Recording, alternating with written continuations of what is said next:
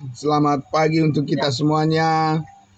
Ya, salam kudus, salam ya. Puji Tuhan, terima kasih untuk lagu pujian yang sudah dinaikkan.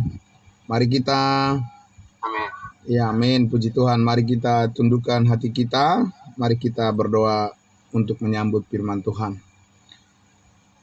Benar Bapa di surga, tak terhitung, tak terkira kebaikan-Mu dan kasih-Mu yang tercurah dalam hidup kami ya Bapa. Dan terima kasih untuk pagi hari yang indah ini. Tuhan berikan kami kembali lagi kami mendapatkan kekuatan baru untuk bersyukur kepadamu ya Bapa. Terima kasih untuk semua saudara-saudara kami yang sudah berkenan hadir pada pagi hari ini.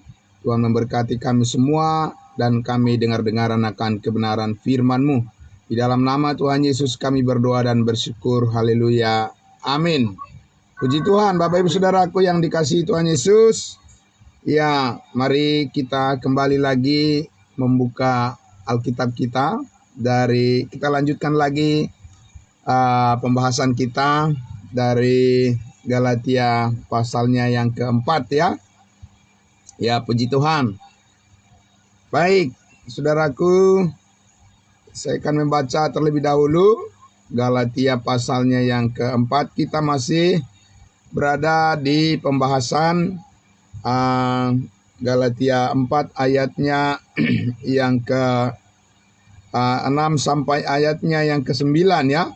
Ya, masih ada bagian yang sangat penting untuk kita renungkan bersama-sama, di mana kebenaran firman dari Galatia pasal 4 ayatnya yang ke-6 sampai ayatnya yang ke-9 ini begitu luas memberkati, memberikan pengertian bagi kita semuanya tentang kasih karunia Tuhan yang menjaga, memelihara kehidupan kita, sehingga kita bisa lebih fokus lagi untuk melakukan apa yang Tuhan kehendaki dalam kehidupan kita. Jadi saya akan membaca untuk kita ya, Bapak Ibu Saudaraku, dari Galatia pasal 4 dari ayat 6 sampai ayatnya yang ke-9. Demikian firman Tuhan. Dan karena kamu adalah anak, maka Allah telah menyuruh roh anaknya ke dalam hati kita yang berseru, ya Aba, ya Bapa. Jadi kamu bukan lagi hamba, melainkan anak. Jikalau kamu anak, maka kamu juga adalah ahli waris oleh Allah. Ya, jikalau kamu anak, di sini adalah satu penekanan bahwa sesungguhnya kita adalah anak-anak Allah dan ahli warisnya. Dan ayat 8 dikatakan, dahulu ketika kamu tidak mengenal Allah atau belum mengenal Allah, kamu memperhambakan diri kepada Allah yang pada hakikatnya bukan Allah. Jadi Allah di sini ya, huruf A-nya adalah huruf kecil untuk menunjukkan pada berhala ya. Dan dikatakan di ayat 9, tetapi sekarang sesudah kamu mengenal Allah, atau lebih baik sesudah kamu dikenal Allah, bagaimanakah kamu berbalik lagi kepada roh-roh dunia yang lemah dan miskin dan mau mulai memperhambakan diri lagi kepadanya. Bapak Ibu Saudaraku yang dikasihi Tuhan Yesus, ini adalah satu bagian yang sangat tegas bersifat mengoreksi ya. Pernyataan Rasul Paulus kepada jemaat Galatia ini bersifat koreksi yang sangat tegas dan menjadi satu peringatan juga buat kita betapa Bapak Ibu Saudaraku pentingnya kita terus menjaga kesetiaan kita kepada kebenaran, kasih karunia Allah yang sudah kita terima dan sudah kita alami bersama. Amin. Nah, sebab di sini Bapak Ibu Saudaraku ada satu hal yang boleh dikatakan satu hal yang sangat membawa kerugian yang sangat besar ya, yang mana Tuhan tidak mau kita mengalaminya. Dan Rasul Paulus mengingatkan di sini bahwa kita harus memperhatikan terus ya perjalanan iman di dalam kebenaran yang kita sudah miliki, di mana kita mengikut Kristus Yesus Tuhan dan Juru Selamat kita yang sudah bangkit dari antara orang mati dan telah naik ke surga dan dipermuliakan. Maka sekarang ini supaya pelayanan kita kepadanya bisa terus berlanjut dan kita menjadi terang di tengah-tengah dunia ini, maka kita tidak boleh menganggap remeh atau tidak boleh lalai untuk memperhatikan bahwa pengaruh lingkungan itu, Bapak Ibu Saudaraku yang dikasihi Tuhan Yesus, harus tetap kita selalu waspada ya. Jadi kita tidak boleh menganggap bahwa segala sesuatu akan berjalan dengan baik begitu saja ya. Tetapi kita harus benar-benar memperhatikan bahwa di sekeliling kita, Bapak Ibu Saudaraku, ya dimanapun kita berada, bukan hanya Allah yang selalu menyertai atau bukan hanya Tuhan Allah yang selalu dekat berada dengan kita, tetapi jangan lupa juga kita Bapak Ibu Saudaraku bahwa pengaruh buruk itu dari lingkungan itu harus kita perhatikan ya, supaya kita jangan kembali lagi kepada pola-pola kehidupan yang lama, cara-cara berpikir kehidupan yang lama.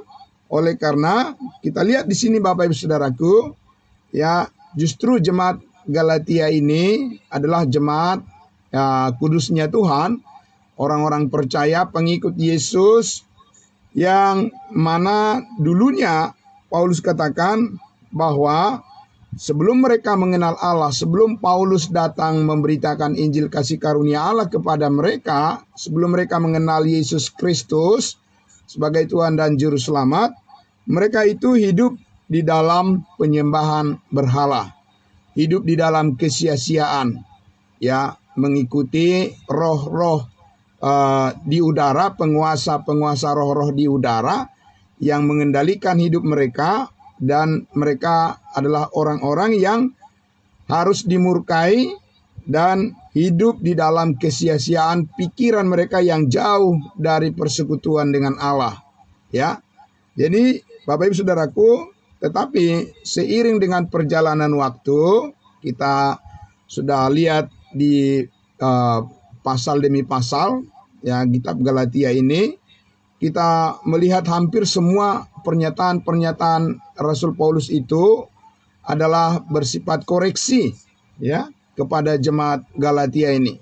Koreksi yang terus-menerus disampaikan oleh Rasul Paulus, oleh karena ya Paulus tidak mau mereka hidup di dalam kerugian, di mana mereka jemaat Galatia ini, Bapak Ibu Saudaraku, kembali kepada pola-pola kehidupan yang lama, dan mereka berpikir bahwa mereka harus hidup dituntun oleh hukum Taurat, sedangkan saat ini kita sudah terikat dengan kasih karunia, bukan dengan hukum Taurat lagi, ya Bapak Ibu Saudara. Nah, jadi apa yang dikatakan oleh Rasul Paulus tadi, bahwa sekarang kita adalah hamba kebenaran. Ya, jikalau kamu hamba, kamu bukan lagi hamba dosa maksudnya, melainkan adalah anak, ya. Dan jikalau kamu anak, maka kamu juga adalah ahli-ahli waris oleh Allah. Jadi kita mempunyai bagian yang berbeda saat ini sesudah kita menerima Yesus Kristus sebagai Tuhan dan Juru Selamat kita. Maka sasaran daripada kehidupan kita di hadapan Allah itu sungguh berbeda dengan apa yang dikejar oleh dunia ini, Bapak Ibu Saudaraku, ya. Jadi di ayat 8 dikatakan, dahulu ketika kamu tidak mengenal Allah, kamu memperhambakan diri kepada Allah-Allah yang pada hakikatnya bukan Allah. Ya, jadi itu adalah kenyataan di masa yang lalu. Ya, bahwa di masa lalu kita dikatakan di situ bahwa kita orang-orang dari bangsa-bangsa lain secara khusus ya. Sebab di sini kan Paulus berhadapan dengan juga berhadapan dengan orang-orang Yahudi yang berusaha menghasut jemaat Galatia ini supaya kembali kepada sistem hukum Taurat sebagai cara hidup yang sudah selesai sebetulnya digenapi oleh Tuhan Yesus.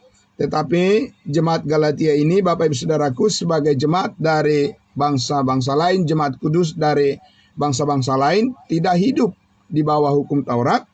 Sehingga ya kita melihat bahwa Paulus lebih menekankan kepada ya supaya jemaat Galatia ini mengingat bahwa mereka tidak pernah hidup di bawah hukum Taurat. Ya, kalau bangsa Israel mereka pernah hidup di bawah hukum Taurat, dan mereka adalah umat pilihan Tuhan yang ya telah mengenal Allah ya dari zaman dahulu. Tetapi bangsa-bangsa lain itu adalah bangsa-bangsa yang hidup dengan penyembahan berhala, termasuk ya orang-orang Galatia ini sebelum bertemu dengan Rasul Paulus. Jadi mesti waspada dengan pengalaman masa lalu, di mana pengalaman masa lalu itu akan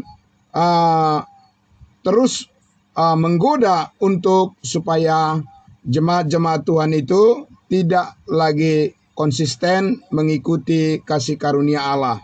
Dan Bapak Ibu Saudaraku, ini terus diperingatkan oleh Rasul Paulus bahwa dunia ini tidak akan rela begitu saja membiarkan orang-orang yang setia kepada Tuhan, tetapi dunia ini akan berusaha untuk membelokkan jalan dari para pengikut Yesus Kristus. Supaya apa Bapak Ibu Saudara? Supaya berita kabar baik ya yang kita telah dengar dan kita telah terima, ya berita penebusan oleh darah Kristus yang menjadi jalan keselamatan bagi semua orang, iblis mau supaya itu dihambat atau dihalang-halangi, dan supaya ya orang-orang yang setia kepada Tuhan Yesus supaya mereka tidak lagi memberitakan tentang terang Kristus ya, dan itulah tujuan daripada ya roh-roh kegelapan. Bapak Ibu Saudaraku yang dikasihi Tuhan Yesus, karena itulah maka dikatakan di ayat 9 tadi, tetapi sekarang sesudah kamu mengenal Allah ya, atau lebih baik sesudah kamu dikenal oleh Allah, bagaimanakah kamu berbalik lagi kepada roh-roh dunia yang lemah dan miskin ya.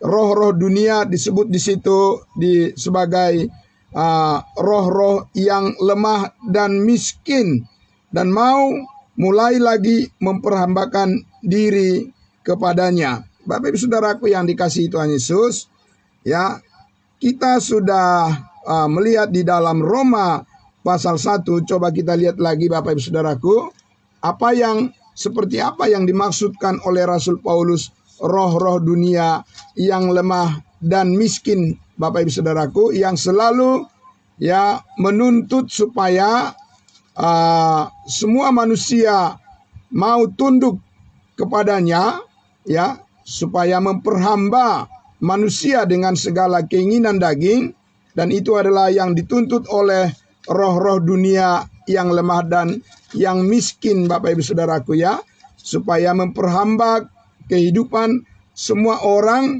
supaya kembali kepada penyembahan-penyembahan berhala. Itulah yang diinginkan oleh roh-roh dunia yang lemah dan miskin katanya. Seperti apa Bapak Ibu Saudaraku? Kelemahan dan kemiskinan yang dimiliki oleh roh-roh dunia sehingga kita tidak boleh sedikit pun ya lengah, dan tidak boleh kita berkompromi Bapak Ibu Saudaraku ya dengan roh-roh dunia yang lemah dan miskin. Seperti ini dikatakan Bapak Ibu Saudaraku, di Roma pasal 1, saya akan membacakan langsung dari ayatnya yang ke-22, ayat 22. Demikian firman Tuhan, dikatakan mereka berbuat seolah-olah mereka penuh hikmat, tetapi mereka telah menjadi bodoh. Jadi Bapak Ibu Saudaraku, kelihatannya bahwa mereka itu dikatakan ya mempunyai satu pengetahuan yang bijaksana ya menurut pikiran mereka, tetapi menurut firman Tuhan mereka itu dikatakan adalah orang yang sedang dikuasai oleh kebodohan. Ya, ayat 23. Kenapa disebut mereka itu bertindak sebagai orang-orang yang bodoh? Karena di ayat 23 dikatakan mereka menggantikan kemuliaan Allah yang tidak fana dengan gambaran yang mirip dengan manusia yang fana, burung-burung, binatang-binatang yang berkaki 4, atau binatang-binatang yang menjalar. Jadi ini Bapak Ibu Saudaraku, upaya daripada orang-orang yang tidak mengenal Allah ya untuk menciptakan bagaimana mereka supaya terlihat rohani. Mereka terlihat punya Tuhan, tapi mereka sendiri yang menciptakan, mendirikan patung-patung, ya, mendirikan objek-objek menjadi tempat penyembahan, dan mereka menyatakan rasa kagum mereka kepada buatan tangan manusia. Bapak Ibu Saudara, mereka menyembah dan mereka menundukkan diri mereka, memfokuskan diri mereka kepada sesuatu yang bukan Tuhan yang sebenarnya, bukan Allah yang menciptakan langit dan bumi, dan yang bukan Allah yang dikenal di dalam kebenaran, yaitu Yesus Kristus. Bapak Ibu Saudara, ini yang dimaksudkan tadi bahwa mereka seperti orang yang penuh hikmat, bijaksana, kelihatan, tetapi itu adalah suatu kebodohan. Bagaimana kita tahu bahwa itu adalah suatu kebodohan? Kalau kita mengerti firman Allah, amin. Karena hanya firman Allah yang bisa menerangi hati manusia untuk bisa menunjukkan, memperlihatkan yang mana yang Tuhan kehendaki dan yang mana yang tidak. Bapak Ibu Saudara, manusia tidak bisa menentukan dan memberikan suatu nilai yang benar-benar apa yang dikehendaki oleh Allah dan yang mana yang bukan. Hanya pengenalan, pengertian akan firman Allah yang bisa membuka terang pada pikiran, roh, dan jiwa kita. Bapak Ibu Saudaraku, daging tidak bisa membukakan pengenalan akan kebenaran Allah, tetapi roh itulah yang membukakan pengertian kepada kita, sehingga kita bisa membedakan yang mana ya yang berkenan kepada Tuhan dan yang mana yang tidak. Kalau tidak, Bapak Ibu Saudaraku, maka kita juga akan menjadi korban daripada pengaruh buruk daripada lingkungan atau pengaruh buruk daripada orang di sekitar kita. Kalau kita tidak bisa membedakan, maka kita akan berkompromi dengan orang-orang yang kelihatannya bahwa mereka itu pantas untuk diikuti, tetapi sebenarnya harus kita tolak dan kita harus memilih untuk setia kepada kebenaran firman Tuhan. Amin.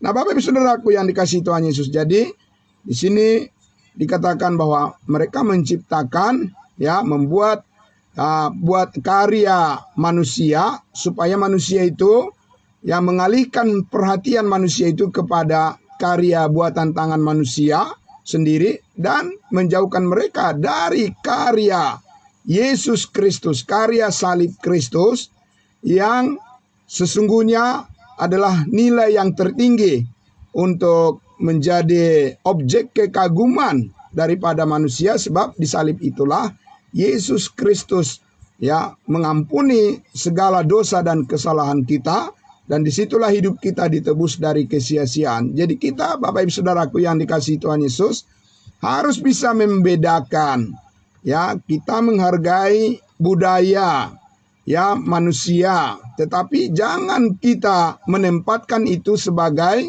ya yang paling utama dalam hidup kita, dan kita tidak boleh menjadikan itu menjadi faktor yang menjadi kekaguman yang utama dalam hidup kita dan menomorduakan karya daripada Yesus Kristus, ya, kita harus mengutamakan apa yang dilakukan oleh Kristus Yesus, berita kabar baik yang dinyatakan oleh Kristus Yesus, pengorbanannya di atas kayu salib sebagai jalan keselamatan bagi semua orang.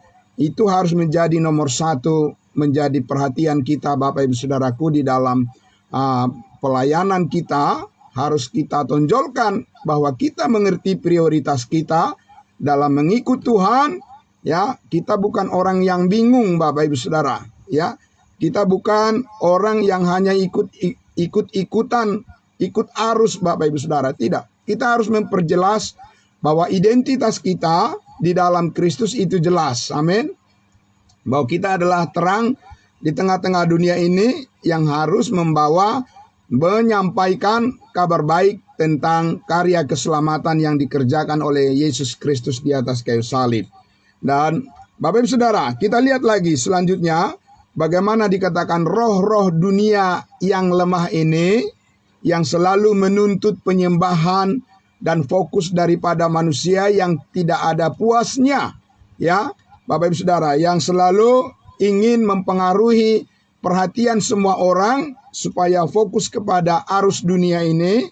Kita lihat Bapak Ibu Saudara, oleh karena itu di ayat 24 dikatakan, karena itu, ya, karena apa? Karena manusia itu merasa sudah sangat bangga dengan hasil karyanya sendiri dan mengabaikan, ya, tentang karya Kristus Yesus di atas kayu salib. Karena itu Allah, ayat 24, karena itu Allah menyerahkan mereka kepada keinginan hati mereka. Ya, Bapak Ibu Saudara, keinginan hati mereka akan kecemaran sehingga mereka saling mencemarkan tubuh mereka. Saudara-saudaraku yang dikasihi Tuhan Yesus, karena Tuhan tidak memaksa manusia itu untuk mengikuti kehendaknya, tidak. Tapi sampai suatu saat nanti, apabila dalam timeline daripada Allah untuk menentukan segala sesuatu akan diakhiri dan akan dihakimi, memang semuanya nanti akan bertekuk lutut, ya, di hadapan Allah dan mengaku Yesus adalah Tuhan. Dan kita tidak perlu harus menunggu, ya, hari di mana Tuhan akan memaksa semua orang harus bertekuk lutut dan mengakui kekuasaannya, tapi melalui firman-Nya kita dengan penuh kerelaan saat ini menyembah Dia sebagai Tuhan dan Juru Selamat kita dan melayani Dia dengan tulus hati dan menikmati damai sejahtera-Nya, menyambutnya sebagai Tuhan yang berkuasa atas kehidupan kita dan yang memimpin kehidupan kita, dan kita melayani Dia dengan lebih setia lagi. Amin, Bapak Ibu Saudara. Tetapi saudaraku, di sini kita lihat bahwa orang-orang yang disebutkan tadi, yang cuek, yang abai, yang arogan, yang sombong, yang tidak mau mendengarkan kebenaran firman Tuhan, dan mereka hanya semata-mata tertuju kepada pemuasan daripada hasrat diri mereka sendiri. Bapak Ibu Saudaraku yang dikasihi Tuhan Yesus, Allah menyerahkan mereka kepada keinginan mereka sendiri, ya. Dan oleh karena mereka berpikir, orang-orang ini, orang-orang yang tidak mengenal Allah berpikir bahwa mereka tidak akan mempertanggungjawabkan apa yang mereka perbuat, Bapak Ibu Saudara, tetapi mereka lupa bahwa suatu saat ada penghakiman di mana Allah akan menuntut, yang akan membalaskan, ya, segala perbuatan yang jahat yang dilakukan oleh manusia, dan tidak akan ada yang luput dari penghakiman Allah yang akan datang, Bapak Ibu Saudara. Sehingga saudaraku yang dikasihi Tuhan Yesus, ya, Tuhan Allah menyerahkan mereka kepada apa yang mereka inginkan. Oleh karena ketika Allah memanggil mereka dengan firman-Nya, mereka tidak peduli dan mereka terus mengikuti arus pikiran mereka yang jahat, sampai dikatakan di situ akhirnya mereka juga saling, ya, mereka mengikuti keinginan hati mereka dan mereka mengikuti, melakukan kecemaran, dan saling mencemarkan tubuh mereka. Dan Bapak Ibu Saudaraku yang dikasihi Tuhan Yesus, di ayat 25 dikatakan, sebab mereka menggantikan kebenaran Allah dengan dusta. Ya, mereka menggantikan kebenaran Allah dengan dusta. Bapak Ibu Saudaraku yang dikasihi Tuhan Yesus, kalau kita tidak mempunyai pengertian yang mendalam tentang kebenaran Allah, saudaraku yang dikasihi Tuhan Yesus, tidak ada orang yang kebal dengan pengaruh kelicikan daripada kejahatan manusia, Bapak Ibu Saudaraku, yang berusaha menggantikan kebenaran Allah dengan dusta. Sehingga saudara-saudaraku yang dikasihi Tuhan Yesus, itu sebabnya kita harus terus datang kepada pengetahuan akan kebenaran, supaya kepekaan di dalam batin kita, hikmat Allah yang menguasai dan mengendalikan pikiran dan hati kita Bapak Ibu Saudaraku tidak akan bisa dengan mudah berkompromi atau dipengaruhi oleh keadaan-keadaan atau pemikiran-pemikiran orang lain yang jahat, tetapi kita bisa secara konsisten tetap Bapak Ibu Saudaraku hidup di dalam terang kebenaran Kristus. Saudara-saudaraku yang dikasihi Tuhan Yesus, mereka menggantikan kebenaran Allah dengan dusta. Ya, saudaraku, ini sangat mengerikan. Dan orang yang tidak dipenuhi dengan hikmat Allah tidak tahu bagaimana membedakan apakah itu dusta ataukah itu adalah kebenaran. Tapi orang yang dipenuhi dengan kebenaran Kristus yang dipimpin oleh Roh Kudus, saudara-saudaraku, sebagai orang-orang yang mengerti dengan yang berakar dan yang kuat bertumbuh di dalam pengetahuan akan kebenaran, pasti dia tahu dan dia mempunyai hikmat dan juga kekuatan yang diberikan oleh Allah untuk menolak hal-hal yang tidak benar atau hal-hal yang merupakan dusta, akan memilih kebenaran Allah yang menjadi jalan kehidupannya. Bapak Ibu Saudaraku yang dikasihi Tuhan Yesus, karena itu dikatakan sebab mereka menggantikan kebenaran Allah dengan dusta dan memuja dan menyembah makhluk dengan melupakan penciptanya yang harus dipuji selama-lamanya. Amin. Ayat 26. Karena itu Allah menyerahkan mereka kepada hawa nafsu yang memalukan, sebab istri-istri mereka menggantikan persetubuhan yang wajar dengan yang tidak wajar. Saudaraku yang dikasihi Tuhan Yesus, perbuatan yang jahat yang tersembunyi itu, Bapak Ibu Saudaraku, itu akan menjadi sesuatu yang nyata, Bapak Ibu Saudaraku, apabila orang-orang yang menggantikan kebenaran Allah dengan dusta ini sudah tidak bisa kembali lagi atau tidak mampu lagi untuk memperbaiki diri mereka karena mereka sudah terlalu jauh jatuh ke dalam dosa, dan yang nyata adalah perbuatan daging. Ya, Bapak Ibu Saudara, yang nanti di Galatia pasal berikutnya, di pasal 5, kita akan nanti bahas beberapa waktu yang akan datang tentang perbuatan daging yang sudah nyata, yang itu merupakan bukanlah Allah yang mengerjakan itu di dalam kehidupan daripada orang-orang yang tidak mengenal Allah, tetapi iblislah yang mengerjakan itu. Sementara kepada kita, Bapak Ibu Saudaraku, Paulus mengatakan buah roh ialah kasih, damai sejahtera, pengendalian diri, dan seterusnya. Itulah yang akan dan yang terus nyata di dalam kehidupan kita. Amin. Saudaraku yang dikasihi Tuhan Yesus, saya ingin mengajak kita untuk melihat sedikit lagi di dalam Kisah Para Rasul 19, Kisah Para Rasul 19, di mana di sini ada sesuatu yang sangat menarik untuk kita renungkan bersama di dalam Kisah Rasul pasal 19, Bapak Ibu Saudara, bagaimana roh-roh jahat, roh-roh di udara yang ingin menggantikan dusta dengan kebenaran, itu juga saudaraku Rasul Paulus sudah berhadapan dengan tegas ya dengan mereka, dan Paulus Bapak Ibu Saudaraku tidak berkompromi sedikit pun tidak ada ya diberikan ruang untuk roh-roh jahat untuk mengganggu pelayanan daripada pemberitaan Injil kasih karunia Allah. Saudara-saudaraku ya. Nah, kita lihat di dalam Kisah Para Rasul 19 ayatnya yang ke-13, mulai dari ayat 13 saya baca. Ini cerita daripada anak dari seorang imam Yahudi ya yang bernama Skewa. Ya, Bapak Ibu Saudara, yang dirasuk oleh roh-roh jahat. Ya, kita lihat di ayatnya yang ke-13.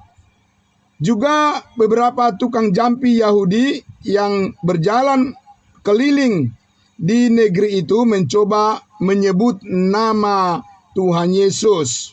Bapak Ibu Saudaraku yang dikasihi Tuhan Yesus, jadi kalau kita tidak mengerti kebenaran kasih karunia Allah, kita berpikir bahwa ya semua orang yang menyebut nama Yesus itu adalah sudah mengenal kebenaran. Tidak, Bapak Ibu Saudaraku yang dikasihi Tuhan Yesus ya. Ini penting sekali kita mengerti dengan baik ya, bahwa tidak semua orang ya yang menyebut nama Yesus itu benar-benar sudah mengenal kebenaran. Belum tentu, Bapak Ibu Saudara. Ya, oleh sebab itu kita melihat tidak usah heran bahwa banyak orang yang akhirnya menjadi murtad. Ya, dengan mudah saja mereka beralih ya dari pengakuan mereka kepada Yesus adalah Tuhan dan Juru Selamat, tapi dengan mudah saja mereka berbalik dan akhirnya mereka menyembah sesembahan yang lain yang Paulus katakan tadi, yang sebenarnya itu adalah berhala, ya, berhala yang diciptakan oleh imajinasi liar dan manusia yang berdosa, ya, karena tidak ada Tuhan selain daripada Yesus Kristus. Amin. Sebab Yesus mengatakan, akulah jalan, kebenaran dan hidup, dan tidak ada yang sampai kepada Bapa di surga kalau tidak melalui Yesus Kristus. Itu adalah mutlak. Jadi bukan pluralisme yang menjadi dasar keyakinan di situ, tetapi Yesus Kristus satu-satunya adalah Tuhan dan Juru Selamat. Amin. Tidak ada yang lain, Bapak Ibu Saudaraku. Tapi kita lihat di sini bahwa ada saja setan pun akan menyamar seperti malaikat terang, dan dikatakan bahwa tukang jampi Yahudi ini yang berkeliling seperti singa yang mengaum, yang mencari mangsanya, dia dikatakan menyebut nama Tuhan Yesus atas mereka yang kerasukan roh jahat dengan berseru, katanya, aku menyumpahi kamu demi nama Yesus yang diberitakan oleh Paulus. Jadi Bapak Ibu Saudaraku yang dikasihi Tuhan Yesus, jadi iblis itu, setan itu juga melakukan perbuatan-perbuatan mujizat ya dalam nama Yesus, ya, mengusir setan dalam nama Yesus. Bapak Ibu Saudaraku yang dikasihi Tuhan Yesus, saudaraku, kalau kita tidak mengenal kebenaran kasih karunia Allah, kita akan berpikir bahwa semua orang yang mengatasnamakan Yesus di dalam pekerjaan-pekerjaan, perbuatan-perbuatan mereka, ya, saudaraku yang dikasihi Tuhan Yesus, dari mana kita tahu bahwa itu benar dan itu adalah salah? Itu adalah hal yang keliru atau penyesatan, dan itu adalah merupakan kebenaran ya yang harus diikuti. Dari mana Bapak Ibu Saudara dan saya tahu kalau kita tidak berpegang kepada firman Tuhan? Amin. Ya, kalau kita hanya mengikut manusia saja, kalau kita hanya taken for granted dengan apa yang disampaikan oleh orang karena mungkin dia orang yang terkenal, ya, orang yang tenar, Bapak Ibu Saudaraku, lalu semua yang dikatakannya itu adalah benar. Bapak Ibu Saudaraku, itu adalah satu ya cara yang tidak dewasa di dalam mengikut Tuhan Yesus. Kita harus berpegang teguh, langsung kita mempelajari kebenaran firman Tuhan, yaitu Alkitab yang ada di tangan kita, Bapak Ibu Saudaraku. Ya, karena itulah penuntun dan itulah kebenaran yang mutlak, itulah standar kebenaran yang absolut, Bapak Ibu Saudara. Bukan pengalaman seseorang, bukan perbuatan seseorang, dan bukan ketenaran seseorang, Bapak Ibu Saudaraku, yang menjadi faktor yang menentukan kita untuk menilai kebenaran Allah adalah firman-Nya secara objektif, yaitu Alkitab. Amin. Jadi Bapak Ibu Saudaraku yang dikasihi Tuhan Yesus, kita lihat di situ bahwa dikatakan di situ, aku menyumpahi kamu demi nama Yesus yang diberitakan oleh Paulus. Ada enggak Bapak Ibu Saudara yang salah di dalam pernyataan itu, Bapak Ibu Saudara? Tidak ada yang salah di situ. Kita juga mengikuti nama Yesus yang diberitakan oleh Rasul Paulus. Tapi Bapak Ibu Saudaraku, itulah luar biasa liciknya setan itu pun akan berusaha menyamar seperti malaikat terang sedemikian rupa supaya manusia yang tidak dipenuhi dengan pengertian akan kebenaran Allah, seandainya mereka pun orang-orang percaya itu bisa dijatuhkan, dan orang-orang percaya itu pun bisa dijerumuskan ke dalam kehidupan dosa, dan akhirnya mereka menjadi pengikut setan-setan, Bapak Ibu Saudaraku. Kita lihat di situ ayatnya 14-nya. Mereka yang melakukan hal itu ialah 7 orang anak dari seorang imam kepala Yahudi yang bernama Skewa. Jadi orang-orang Yahudi juga, Bapak Ibu Saudaraku, banyak yang menjadi penyembah berhala. Ya, tidak serta-merta karena mereka adalah orang Yahudi bahwa mereka akan menjadi orang yang takut akan Tuhan atau orang yang sudah mengenal Yesus Kristus sama sekali. Tidak, Bapak Ibu Saudara. Mereka juga banyak menjadi tukang sihir, dan mereka juga banyak menjadi penyembah berhala yang menyakiti hati Tuhan, yang sama sekali tidak pantas. Oleh karena Tuhan sudah memberikan kepada mereka firman-Nya, seharusnya mereka sudah lebih tahu kebenaran, tapi tidak, kenyataannya tidak demikian, Bapak Ibu Saudara. Sama seperti di zaman sekarang ini, orang yang mengaku menjadi orang Kristen atau penganut agama Kristen, Bapak Ibu Saudaraku, banyak dari mereka menjadi penyembah berhala. Kalau kita mengerti kebenaran, Bapak Ibu Saudaraku, Tetapi saudaraku yang dikasihi Tuhan Yesus, sekali lagi, hikmat Tuhan pasti diberikan kepada setiap orang untuk mengenali yang mana yang benar dan yang mana yang tidak benar, seperti yang dialami oleh Rasul Paulus. Berikut ini kita lihat, Bapak Ibu Saudara, ayat 16, dan orang-orang yang dirasuk roh jahat itu menerpa mereka dan menggagahi mereka semua dan mengalahkannya, sehingga mereka lari dari rumah orang itu dengan telanjang dan luka-luka. Hal itu diketahui oleh seluruh penduduk Efesus, baik orang Yahudi maupun orang Yunani, maka ketakutanlah mereka semua, dan makin masyhurlah nama Yesus. 18. Banyak di antara mereka yang telah menjadi percaya datang dan mengaku di muka umum bahwa mereka pernah turut melakukan perbuatan-perbuatan seperti itu, dan banyak juga di antara mereka yang pernah melakukan sihir, mengumpulkan kitab-kitabnya lalu membakarnya di depan mata semua orang. Nilai kitab-kitab itu ditaksir 50.000 uang perak. Dengan jalan ini makin tersiarlah firman Tuhan dan makin berkuasa. Bapak Ibu Saudaraku yang dikasihi Tuhan Yesus, jadi kita lihat di sini bahwa kita harus memberitakan terang kebenaran Kristus, karena pada akhirnya apabila kita dengan konsisten memberitakan akan Injil Kristus, akan ada orang yang menantikan kebenaran itu dan menyambutnya dengan penuh sukacita. Amin. Bapak Ibu Saudaraku, jadi kita tidak fokus kepada orang-orang yang melakukan kejahatan atau orang-orang yang mempermainkan Tuhan, tetapi kita fokus kepada panggilan bagi orang-orang yang setia, yang mau datang kepada kebenaran itu. Dan banyak yang menunggu di luar sana, Bapak Ibu Saudara.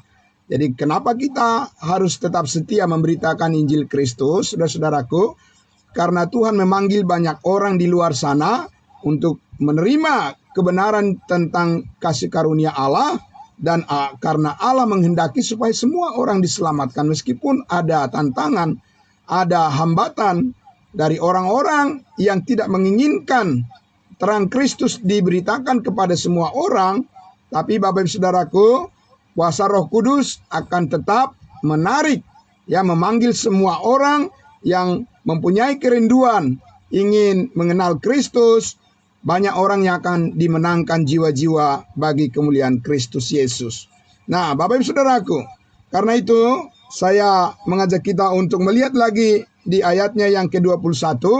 Itu satu bagian di mana kita lihat pengalaman daripada Rasul Paulus, saudara-saudaraku, bagaimana dia diberikan hikmat oleh Tuhan untuk menyatakan kebenaran, sehingga roh-roh jahat terusir dan kebenaran Kristus semakin bersinar. Ya, Bapak Ibu Saudaraku, kita lihat di ayatnya yang ke-21, pengalaman yang berikutnya lagi, ya, yang dialami oleh Rasul Paulus. Ayat 21. Kemudian daripada semuanya itu, Paulus bermaksud pergi ke Yerusalem melalui Makedonia dan Akaya. Katanya, sesudah berkunjung ke situ aku harus melihat Roma juga. Lalu ia menyuruh 2 orang pembantunya, yaitu Timotius dan Erastus, mendahuluinya ke Makedonia, tetapi ia sendiri tinggal beberapa lama lagi di Asia. Kira-kira pada waktu itu timbul huru-hara besar mengenai jalan Tuhan, sebab seorang yang bernama Demetrius, seorang tukang perak yang membuat kuil-kuil Dewi Artemis dari perak, usahanya itu mendatangkan penghasilan yang tidak sedikit bagi tukang-tukangnya. Jadi ini Bapak Ibu Saudaraku, ya, di zaman Paulus ada yang bernama Demetrius. Dia mempunyai suatu usaha dengan penghasilan yang besar dengan membuat replika-replika daripada patung-patung berhala.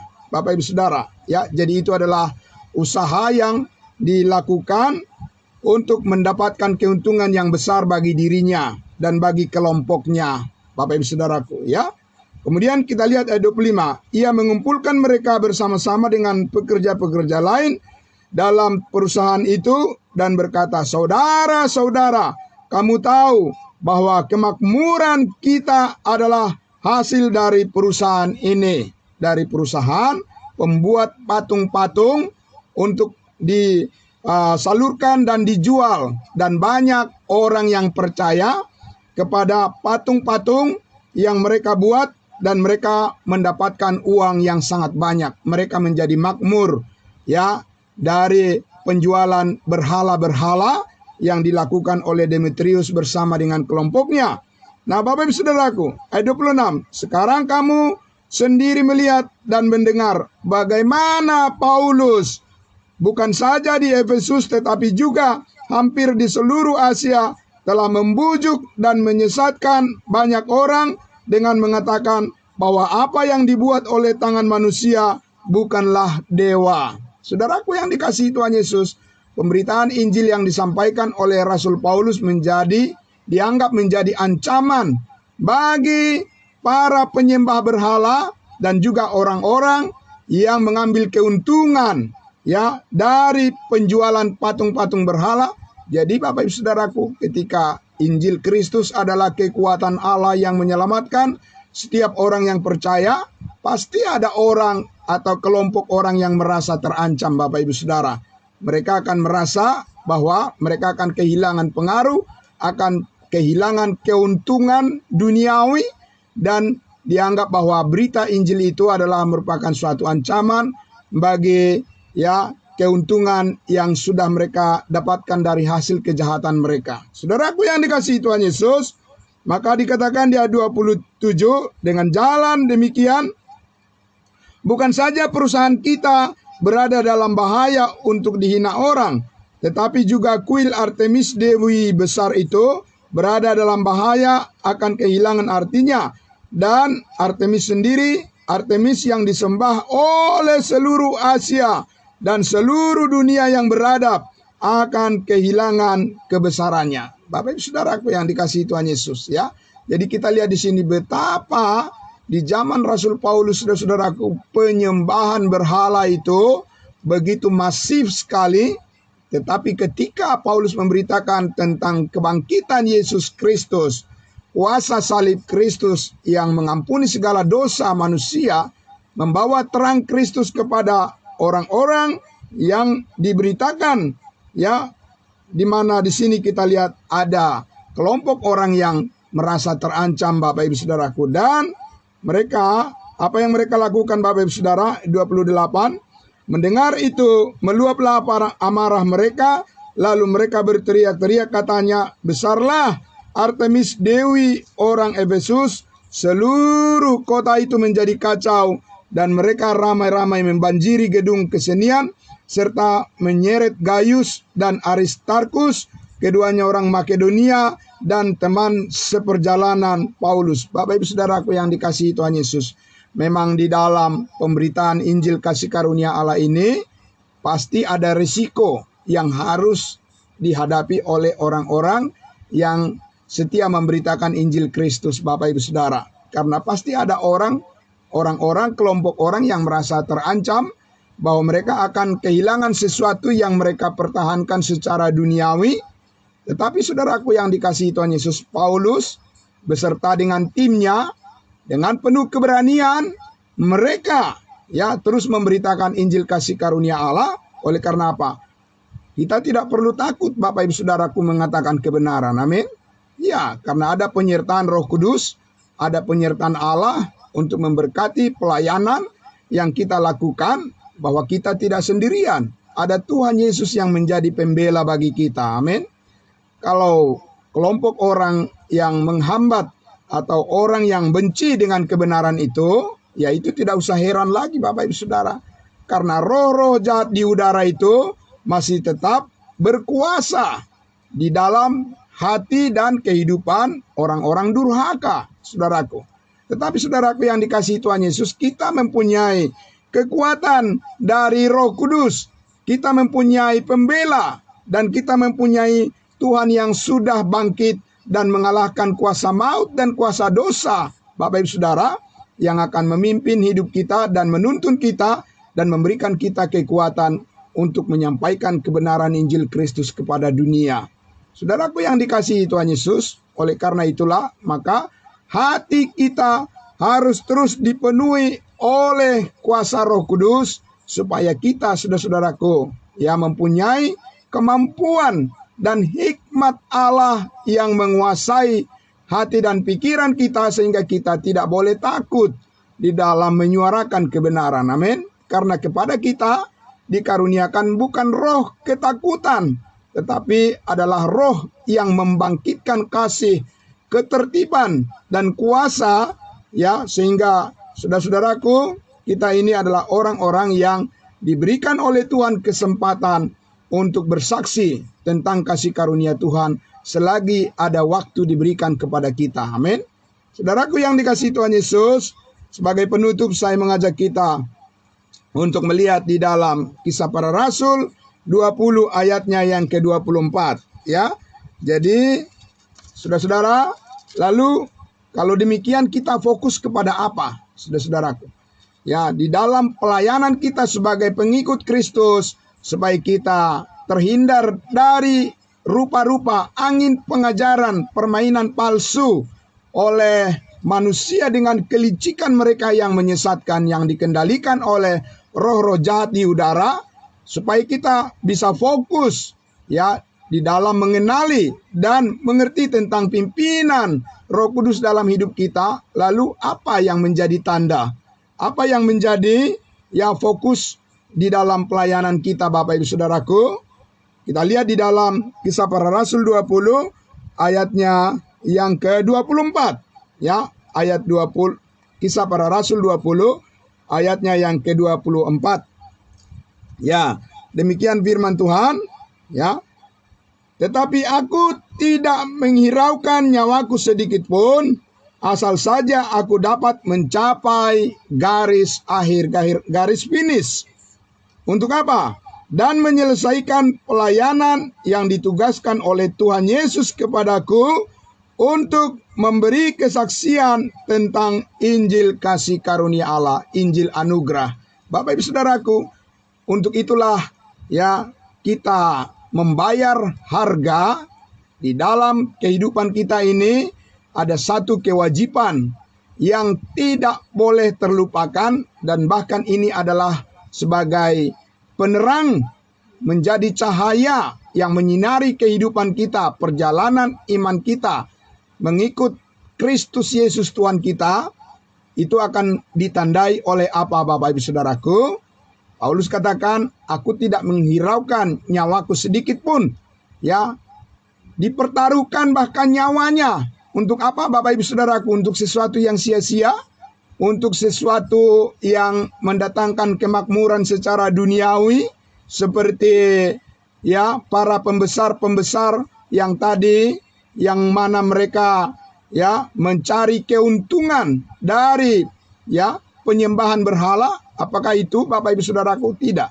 Paulus mengatakan, aku tidak menghiraukan nyawaku sedikit pun, asal saja aku dapat mencapai garis finish untuk menyelesaikan tugas yang Tuhan percayakan kepadanya, yaitu untuk memberitakan Injil kasih karunia Allah. Amin. Jadi di situ adalah faktor, itu adalah faktor yang menentukan untuk menilai apakah pelayanan kita masih benar sesuai dengan rencana Tuhan, ataukah kita ini sudah ya menyimpang dari panggilan kasih karunia Allah.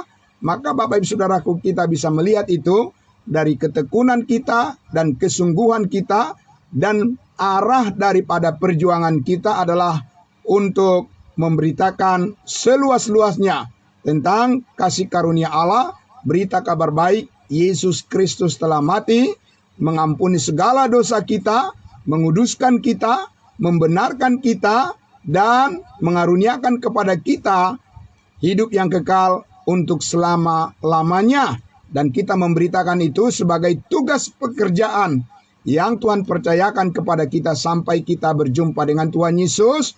Itu adalah isi hati Tuhan yang harus kita pelihara dengan baik, dengan sungguh-sungguh, dengan setia. Dan kita harus menyampaikan berita kabar baik ini kepada semua orang. Berapapun harganya, Bapak Ibu Saudaraku, bahkan Paulus menyatakan nyawanya adalah taruhannya. Apakah Bapak Ibu Saudara dan saya bersedia untuk bersaksi kepada orang lain, menyampaikan tentang berita Injil kasih karunia Allah ini, Bapak Ibu Saudaraku? Dan itu adalah merupakan pertanda bahwa saudara dan saya sungguh mengasihi Tuhan Yesus yang sudah mati berkorban bagi kita. Bapak Ibu Saudaraku yang dikasihi Tuhan Yesus, terpujilah Tuhan kita Yesus Kristus, karena Dia tidak membiarkan kita berjalan di dalam kehidupan ini mengikuti kegelapan, tetapi kepada kita Tuhan memberikan terang cahaya yang menyinari hati nurani kita, yang memberikan kita pertanda bahwa Bapak Ibu Saudara dan saya mempunyai kepedulian terhadap karya Yesus Kristus, terhadap kesaksian akan kebenaran terang daripada Kristus, menjadi jalan keselamatan bagi semua orang. Saudaraku yang dikasihi Tuhan Yesus akan menjaga kita. Tuhan Yesus dengan kuasanya, Roh Kudus akan memimpin hidup kita. Setiap kali kita mempunyai kerinduan yang besar untuk menolong orang lain, untuk mengenal kasih karunia Kristus, percayalah Bapak Ibu Saudaraku, ada Roh Kudus yang memberikan kepada kita hikmat surgawi, bukan hikmat dunia ini. Dan kita tidak akan berkompromi, dan kita tidak akan menggantikan kebenaran dengan dusta, tetapi kita akan terus memberitakan apa yang benar, supaya banyak orang yang terberkati, dan kehidupan saudara-saudara dan saya juga ketika kita berhadapan dengan Kristus suatu saat nanti. Saudaraku yang dikasihi Tuhan Yesus, firman Allah berjanji, besarlah upahmu di surga. Amin. Diberkatilah semuanya saudara-saudaraku yang penuh kasih setia, yang penuh kerinduan ya untuk bersama-sama kita belajar terus tentang pengetahuan akan kebenaran yang membangkitkan ya selera kita, membangkitkan gairah kita terus di dalam manusia baru kita, senantiasa diperbaharui dan ini menjadi kekuatan yang besar di hadapan Allah. Ya, kehidupan kita terus berkenan menjadi pelayan-pelayannya yang setia kepada kebenaran Kristus. Bapak Ibu Saudaraku, mari kita berdoa dan mengucap syukur untuk semua kebaikan Tuhan ini. Kita berdoa. Bapa di dalam surga, terima kasih ya Tuhan kami, Engkau yang menjaga hidup kami Tuhan, yang memelihara pelayanan kami, dan Engkau yang terus memperlengkapi kami, dan Engkau yang terus menjaga pelayanan kami, supaya pemberitaan kasih karunia Allah bisa berjalan terus, dan banyak orang yang terberkati, banyak orang yang dibangkitkan semangatnya, yang dihidupkan pengharapannya, oleh karena pemberitaan Injil kasih karunia Allah adalah kekuatan Allah yang menyelamatkan setiap orang yang percaya dan yang memberkati kehidupan setiap orang percaya yang setia kepadamu. Terima kasih Bapa dalam surga, diberkatilah semua saudara-saudara kami yang dengan ketulusan hati, dengan kerinduan yang besar untuk bersama-sama mendengarkan kebenaran firman Tuhan, supaya kami juga bisa membagikan kebenaran ini kepada saudara-saudara kami yang lain, kepada teman-teman kami yang lain, dan kepada siapapun yang kami jumpai. Kami dengan bergairah, dengan penuh kerinduan untuk membuka mulut kami, bersaksi kepada mereka bahwa Yesus Kristus telah mati di kayu salib, mengampuni segala dosa kami, menebus hidup kami, membenarkan setiap orang yang percaya, dan memperoleh hidup yang kekal satu kali untuk selama-lamanya. Dan sukacita damai sejahtera ini adalah jalan hidup kami yang paling indah di tengah-tengah dunia ini, dan kami bersyukur kepadamu Bapa di dalam surga. Engkau menerima pelayanan kami, dan pujian kami, namamu ditinggikan kekal selama-lamanya. Di dalam nama Yesus Kristus kami berdoa dan bersyukur. Haleluya. Amin. Amin. Terima kasih saudara-saudaraku yang dikasihi Tuhan Yesus. Ya, kita akan berjumpa kembali besok pagi. Ya, selamat beraktivitas. Tuhan Yesus memberkati. Salam semuanya. Ya, salam kudus buat kita semua. Terima kasih.